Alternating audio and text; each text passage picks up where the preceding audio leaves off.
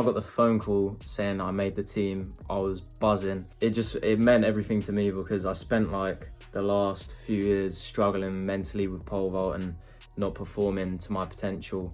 And I almost gave up pretty recently, but I gave it one last push this season, and then suddenly I managed to like get on the Commonwealth team. It really came out of nowhere for me. So yeah, I was over the moon when I got that phone call.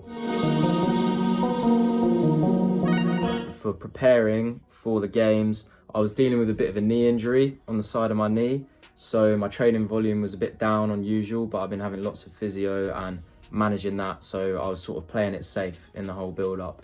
And then mentally as well, just trying to keep the same momentum I'd had in the early part of the season and carry that on through to the games. And I think it worked well.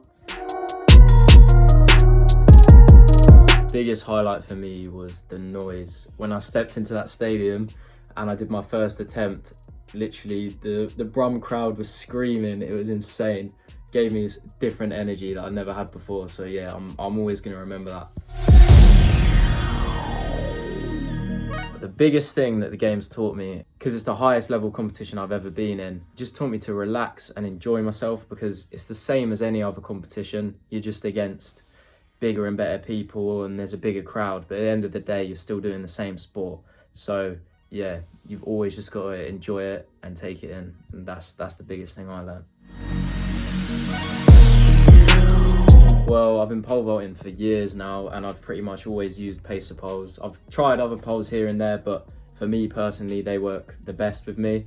So yeah, being part of Team Pace has definitely helped a lot, because now I have access to a whole range of poles that I can use, and yeah, they're just the best suited poles for me. So it's really helpful being partnered with them, and I love the poles. So yeah, it's great. So I came from gymnastics when I was younger, but I was always pretty fast and I always wanted to do athletics, and pole vault ended up being the sport where you need both speed and gymnastic ability, so it just worked well for me.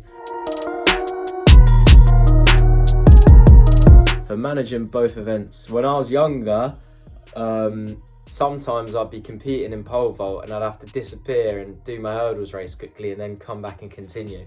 But as I've gotten older, the senior height hurdles are pretty high, so I've had to tone down the hurdles a little bit, because I'm not as good as I am at pole vault now.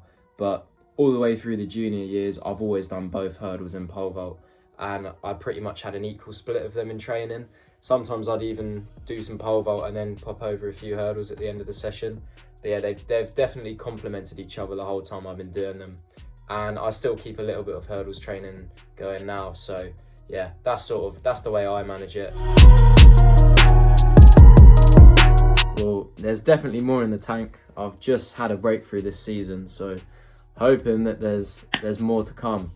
But yeah, there's longer run-ups there waiting for me to go on to, and I'm just going to keep my head down and keep working, and we'll see what happens.